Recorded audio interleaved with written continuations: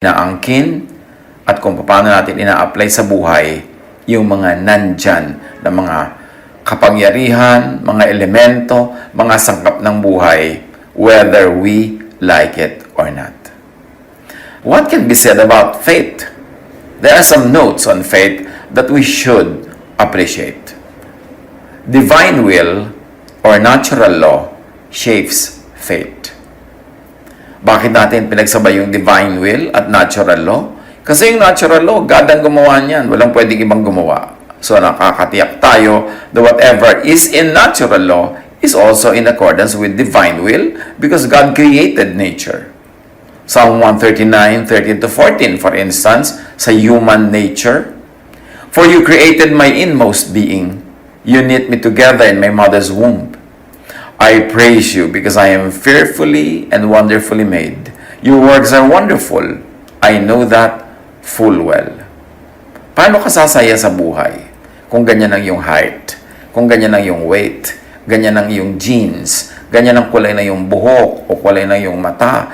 Paano ka sasaya sa buhay kung isinilang ka sa ganitong tribo, sa ganong lahi, sa ganong bansa? Nasa iyong pamamaraan yan ang pagtanggap sa mga bagay na dapat at kailangang tanggapin. At ang isang dapat at unang-unang tinatanggap para sumaya, kung ano ka at kung paano ka nilikha ng Diyos. Your genetic makeup, your inborn talent, your innate nature, lahat ng yan dapat matanggap. Huwag labanan, i-improve lang, i-enhance, pero huwag i-reject, itapon, kasi hindi mo pwedeng gawin dahil yan ay kakambal ng pagkakalikha sa iyo. Ang tao na sasaya sa buhay, ang tao na sasaya sa buhay na ibinibigay sa kanya ng Diyos, ay yung taong tatanggap sa sarili. Tatanggap din sa kapwa para mayroong kapayapaan, walang needless struggle, walang needless strife, at walang pagsasayang ng pagod, lakas at hirap para baguhin ang hindi naman nababago. Tinatanggap lang ang hindi nababago. Psalm 139:16, tungkol pa rin sa sarili at pagkakalikha ng Diyos sa ating mga sarili-sarili. Your eyes saw my unformed body. All the days ordained for me were written in your book before one of them came to be. May nakatakda para sa atin. Not the details, kasi meron tayong free will. Pwede tayong mag-interfere, pwede tayong sumali, pwede tayong tumanggap, yumakap, mag-modify, o tumakbo mula dun sa itinakda para sa atin. And in that case, hindi tayo sasaya. Magiging magulo lang. Pero, meron talagang nakatakda. Genetically, people are already created to become this and that. Pwede mong labanan yun, pero hindi ka magiging very fruitful. Pero kung dinevelop mo yun, kung ano yung what you were really ordained by God to be, doon ka magkakaroon ng highest potential to be the best person that you could be, to be the most fruitful and productive person. And, of course, to be the happiest within your own terms. Pagka nilalabanan mo yung likas, nilalabanan mo yung natural, hindi ka sasaya. At nakakalungkot na masyadong maraming religious teachings ang laging itinuturo is to demonize the human nature, to demonize your inborn nature, to demonize what is natural in you. Samantalang sabi nga ng Psalm, you created me. Before I was formed, you saw my unformed body. All the days of my life were ordained by your will. So dapat we develop and come to terms with ourselves. Have peace with ourselves. At magkaroon tayo ng peace kung paano nilikha ng Diyos ang ating kapwa, ang ating kapatid, ang ating kaibigan, ang ating anak, ang ating magulang, kasi lahat yan likha ng Diyos. How do you bow to faith? Accept your natural self. Jeremiah 13:23, can an Ethiopian change his skin or a leopard its spots? Dapat ang number one na katuruan ng spirituality is to accept oneself and to accept others. Pero baligtad, most of the time, ang religiosity, ang religious institutions and organizations, ang mission is to change us, to change you. But how can you change the leopard? How can you change the Ethiopian skin? How can you change a person whose personality, whose being were created by God, ordained by God, even before we were born? Dapat magkaroon tayo ng peace with ourselves. Because peace with ourselves means peace with our makers. Marami kasing mga tao pagka naging mas religyoso, napupuno lalo ng guilt because religion fills them with guilt about their own natural selves. Na laging dinidemonize yung appetites nila, dinidemonize yung kanilang mga hilig, yung kanilang mga pleasures. Samantala ang Diyos naman ang naglagay ng mga nerve endings wherever in every part of our body so that we will be sensual and we will enjoy things that are designed by God to be enjoyed. Siyempre, merong bad way to enjoy, merong good way to enjoy. Pero hindi ko mo enjoyment, bad na. Dapat lang nating dinidisiplina ang sarili na nandun tayo sa tamang paraan, nasa tamang timing, nasa tamang expression at context. But we should not demonize pleasure by itself and in itself. Hindi dapat i-demonize yung mahilig ka, masaya ka, gusto mong sumayaw, gusto mong kumanta, gusto mong kumain, tapos minamasama lagi. Guilty ka tuloy ng guilty, pero hindi mo naman matanggal sa sarili mo, kaya lalo ka lang nagiging guilty. Sabi niya, I praise you for the wonderful way that you have created me. This is me, you are the creator, I will celebrate life the way I am. I will only continue to be the better and the best version of myself, but I will not be not myself. I will stay as myself because you are my creator. Do not exert needless effort to change against how you were created. You would only be miserable, you would only be sad. And if you try to keep changing people for them to be acceptable to you, you will only punish them and yourself, and nobody will succeed anyway. Isaiah 45:9, woe to those who quarrel with their maker, those who are nothing but potsherds among the potsherds on the ground. Does the clay say to the potter, what are you making? Does your work say, the potter has no hands? So yun daw, palayo ka lang, sasabihin mo sa maker, bakit mo akong ginagawang ganyan? Bakit mo akong ginawang ganito? Para walang kamay.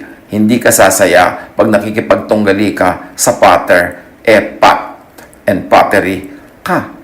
Dapat kang tumanggap kung anong ginawa ng potter. Do not contend with God.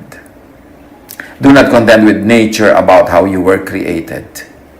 Ang dapat ang itinuturo ng spirituality is acceptance of self as how God created us and acceptance of others, not rejection of others because we have standards that are impossible to satisfy anyway.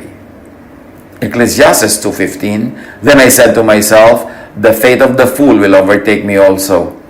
What then do I gain by being wise? I said to myself, this too is meaningless. Ang sinasabi ni Solomon, the wise and fools, pareho lang sila ng fate. The same fate overtakes them, pareho lang silang mamamatay. Sa kabilang buhay. Mayroong ordained common fate ang lahat, no matter. And that is physical death. Matalino ka mat hindi, mayaman ka't hindi, maganda ka by the standards of the world at hindi, pare-pareho lang nasasakabilang buhay. And of course, there's another example of that between humans and animals. Ecclesiastes 3:19, surely the fate of human beings is like that of the animals. The same fate awaits them both. As one dies, so does the other. All have the same breath. Humans have no advantage over animals. Everything is meaningless. Of course, as poetry, may exaggeration dito. Mayroon naman talagang advantage ang humans over animals. Pero ang sinasabi, pareho lang din kayo mamamatay. So huwag ka mayabang dyan, huwag mong apihin yung hayop, huwag mong kawawain, kasi pare-pareho lang kayong mayroong isang buhay dito sa mundo at nababawi ang buhay na yun. Even between the rich and the poor. Isaiah 24:2, everyone will meet the same fate. The priests and the people, slaves and masters, buyers and sellers, lenders and borrowers, rich and poor.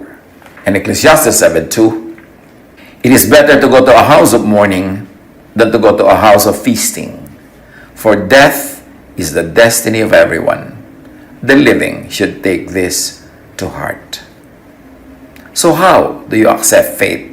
Even how do you accept physical death? Which is inevitable. Di naman naiiwasan.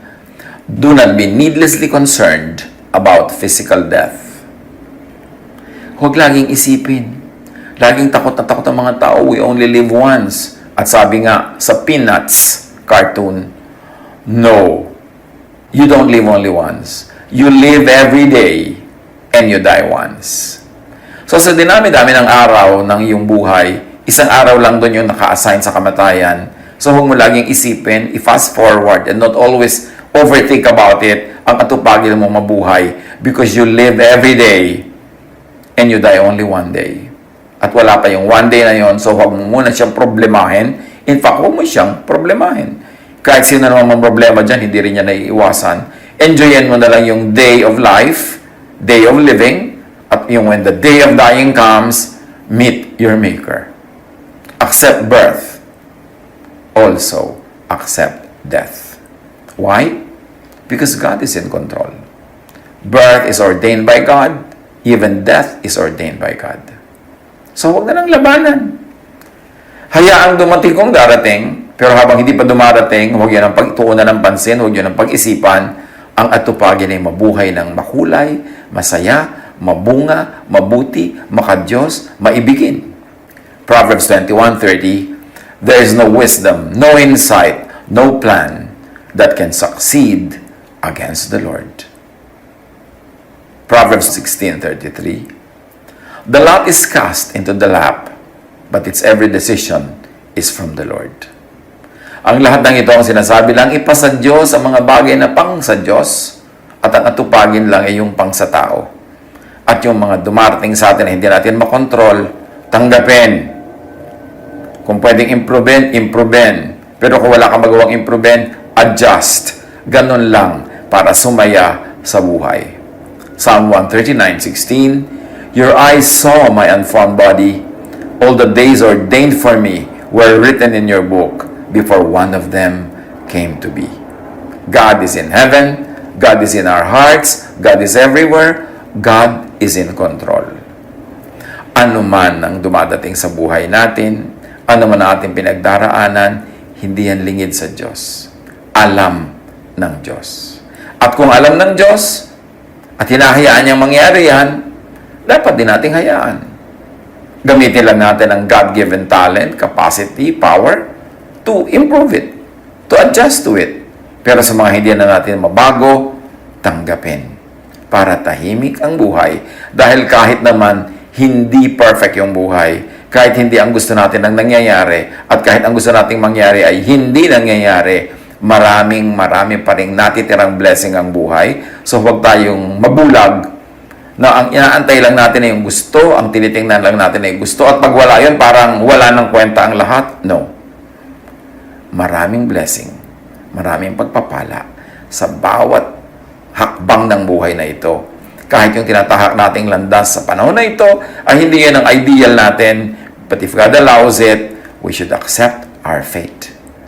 Proverbs 16:9, in their hearts, humans plan their course, but the Lord establishes their steps.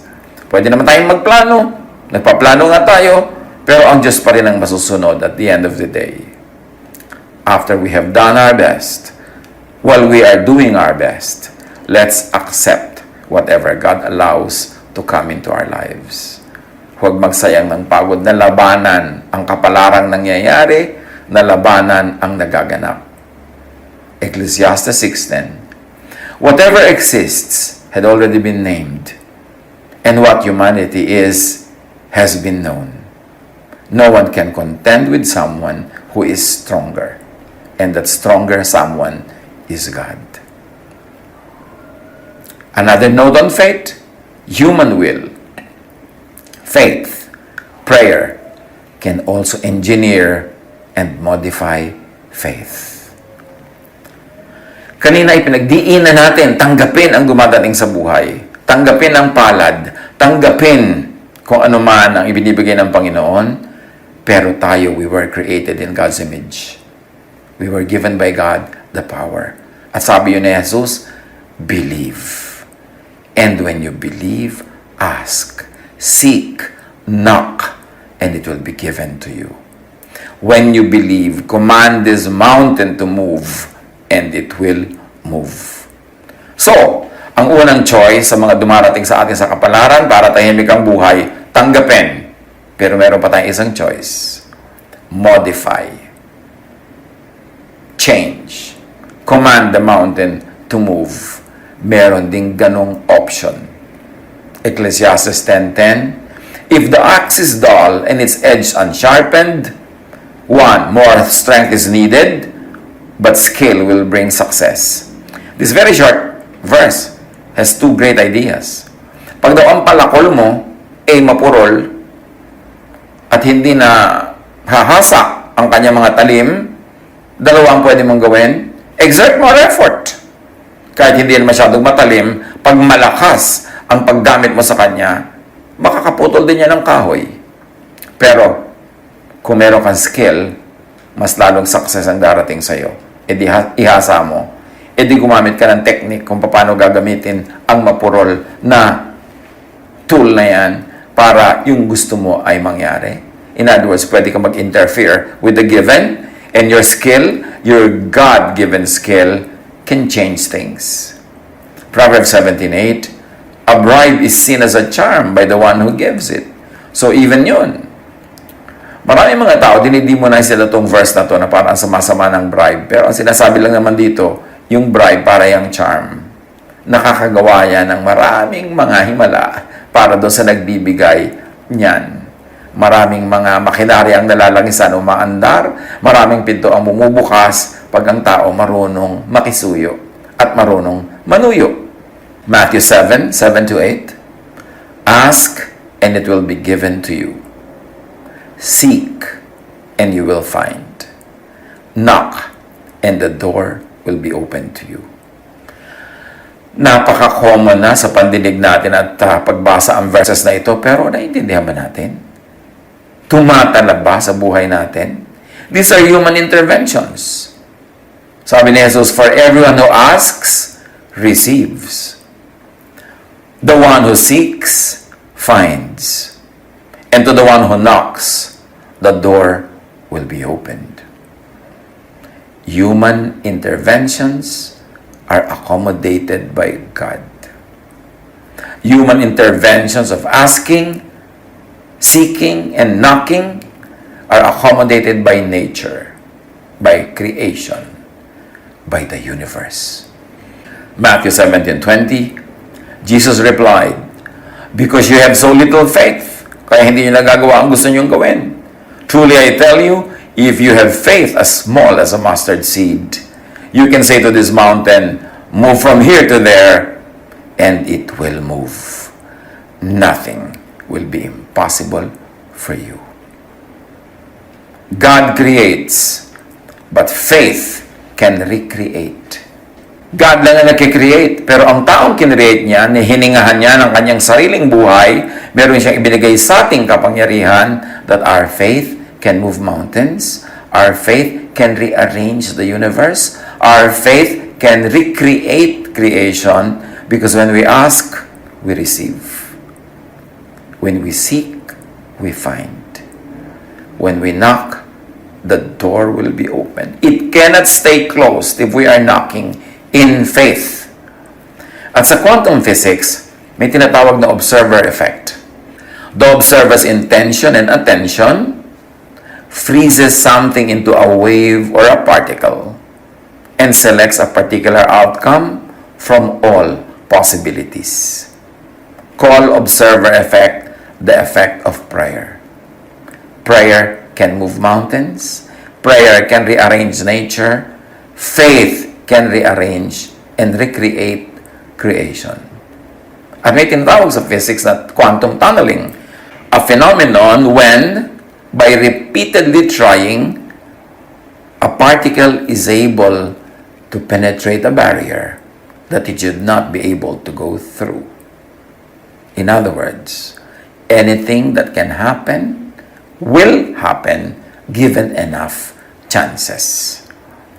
At yung quantum tunneling na yan can be likened to fasting, to prayer, non-stop prayer, prayer without ceasing, believing, insisting. If you continue to keep asking, it will be given to you. At napakaganda ng ginawa ni Jesus dyan na illustration. Yung byuda na merong court case na malamang ipatalo ng judge kasi ang kaya kalaban ng byuda ay mayaman na pwede magsuhol sa judge. Pero sa kapupunta ng byuda doon sa judge, kapapakiusap, kakakatok, kapipilit, kapag mamakaawa, sabi ng judge, hindi ko naman mahal ang byuda na to. Pero sige na nga, matigil na lang siya, ibibigay ko ang gusto niya. At gano'n ang work ng tunneling, quantum tunneling, gano'n ang work ng incessant prayer. Remember, Jesus did not say this for nothing. Intindihin. Operationalize. Sabi niya, ask, and it will be given you. Seek, and you will find. Knock, and the door will be open to you. But remember, all in faith. Nakafocus sa faith. Pero sa kabila ng lahat, dapat mag-iwan tayo ng space for time and chance. Kasi meron ding time and chance. Sabi sa Solomon, sabi niya, time and chance happens to all. Merong inaabutan daw ng malas. So merong ginawa mo na ang lahat, nag-quantum tunneling ka na, nag-pray ka na, nag-fast ka na, ginawa mo na yung practical things, pero hindi pa rin nangyari, tanggapin mo pa rin. Yun ang faith, yun ang palad mo. Kasi ang nag-effect naman, time and chance. May paliwanag ang lahat. Jeremiah 17:10, I, the Lord, search the heart and examine the mind, to reward each person according to their conduct, according to what their deeds deserve. At pwedeng i-stretch ang ibig sabihin ng conduct na yan and deeds. Could it be faith, prayer, observation, or tunneling, all of the above, or a combination of the above? But remember, those who seek, find. Huwag baliwalain ang kahulugan ng mahiwaga at makapangyarihang katuruan na to ni Jesus. Another note on faith, of course, is to intervene with faith and prayer, which is action. Recreate with faith and prayer, which is also action. It's not enough that you pray with words. Kailangan gawin mo what is practical, what is doable, kasi true prayer is action. And then, of course, as we have mentioned, merong time and chance that can also shape fate. Ecclesiastes 9:11, I have seen something else under the sun. The race is not to the swift, or the battle to the strong. Nor does food come to the wise, or wealth to the brilliant, or favor to the learned. But time and chance happen to them all. Sabi sa Tagalog version, ng newer versions, merong inaabutan talaga ng malas. At sa quantum mechanics, merong description ito. Quantum mechanics describes systems in a statistical distribution of possible outcomes. Luck is the small probability that all the factors in a seemingly random system work together in such a way as to bring a favorable outcome that didn't seem very likely. At may kabaligtaran to. The opposite is true for misfortune.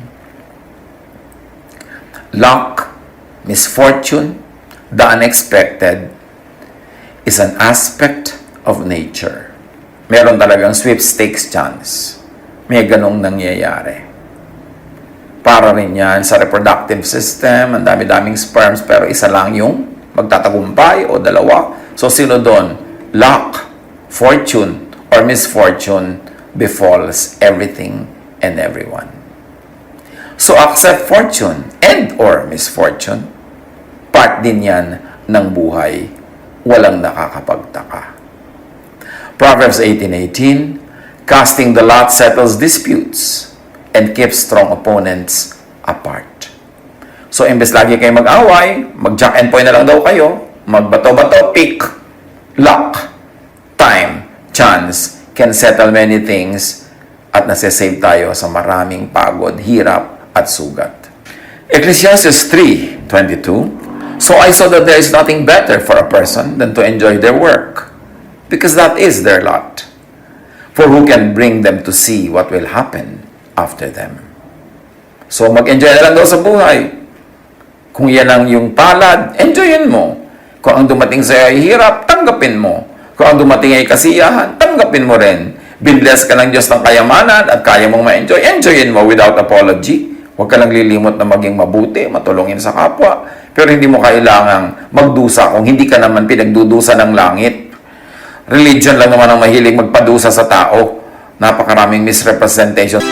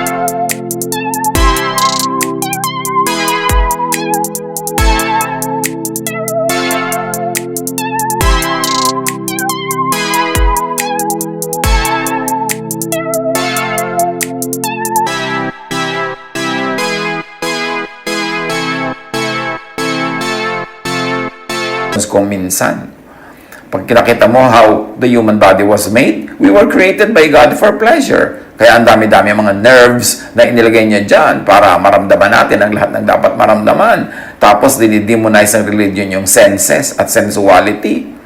Of course, that's Greek idea na namana ng religion, even ng maraming Christian theologies. Kaya dapat suriin. Ecclesiastes 8:7, since no one knows the future, who can tell someone else what is to come? So do not be over-anxious about the future. Do not be over-anxious about the unknown. Hindi mo pa rin malalaman yan kahit magpatiwa-tiwari ka, magpagulong-gulong, intayin mo na lang mangyari ang mangyayari. At pag nangyari na, huwag mo naman tanggihan, tanggapin. Accepting time and chance could make one yield to fate more gracefully and peacefully. So halimbawa, hindi ka nagtagumpay, pwede mong masabing, hindi kasi natin ginawa ang tama, o hindi kasi ito ang kalooban ng Diyos, o ganun lang talaga, merong dinadatnan ng malas. Pero bihira lang yon. Hindi pwedeng ang namumuhay ay laging kamalasan at hindi laging pwedeng laging swerte. Kasi maliit lang yung chance for swerte and for malas. Ang malaki talaga na bahagi ng buhay ay yung prayer, yung faith, yung work, yung living according to the will of God, following the laws of nature. Yun, malaki ang chance na mangyari yung gusto natin at ibig na mangyari. Ecclesiastes 9:1, so I reflected on all this and concluded that the righteous and the wise and what they do are in God's hands. But no one knows whether love or hate awaits them. Lahat ng ginagawa natin, nasa kamay ng Diyos. Gawin lang natin yung kaya at ipasa Diyos na ang lahat. God is in control. And the part of the system is that prayer and faith can change things, can move mountains. As we have mentioned sa quantum physics, observation can change things, can move mountains. And the wave function collapse, an idea in quantum physics, the outcome of an event can be manipulated by extracting data pertaining to that event. Again, ang equivalent is prayer, observation, faith. What you predict, expect, and measure will increase the probability of it happening. Pag lagi mong pinapredict, inaasahan, sinasabi, binabantayan, inuungkat, pinalalaki mo ang chances na ito ay maganap. Kaya pag ang lagi mong iniisip ay negative, ang lagi mong kinakatakutan ay negative, ang laging laman ng iyong isip ay takot, malamang yun ang matutuloy. Kaya sinasabi sa Bible, whatever is true, whatever is worthwhile, whatever is beautiful, think about these things. Kasi pag iniisip mo, ipinagpe-pray mo.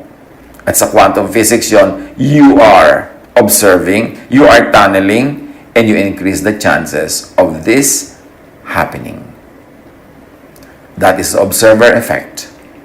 The observer's intention and attention freezes something into a wave or a particle and selects a particular outcome from all possibilities.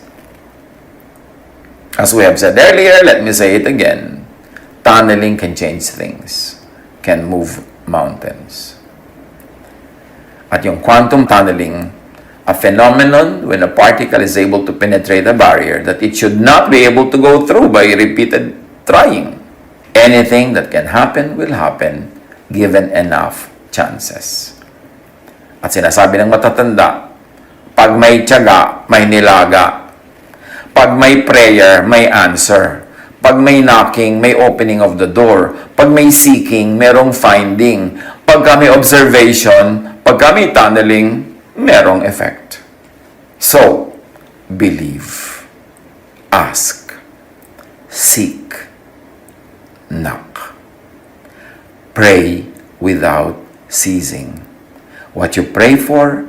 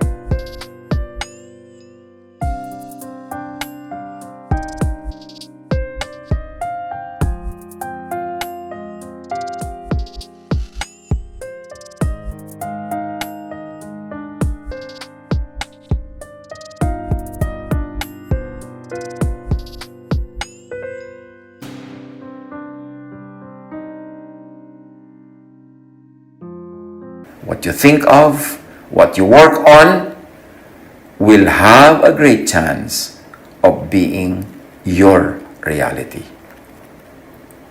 So after, and while doing the best you could, accept what life brings. Huwag makipag-boxing sa buhay, huwag makipag-judo, karate at kung ano-ano pa, huwag makipaglaban, tanggapin ang dapat tanggapin. Kasi kahit hindi yon was what you had in mind, marami pa ring blessing na makikita doon. Accept your lot to find peace. Pagka hindi mo tinatanggap ang nangyayari na hindi mo naman maiiwasan, lulungkot ka lang. Magiging miserable ka lang. Accept your lot to find peace. Be at peace. Isaiah 46:10. I make known the end from the beginning. From ancient times, what is still to come. I say, my purpose will stand, and I will do what I please. Yan ang sabi ng Diyos. So bow to faith.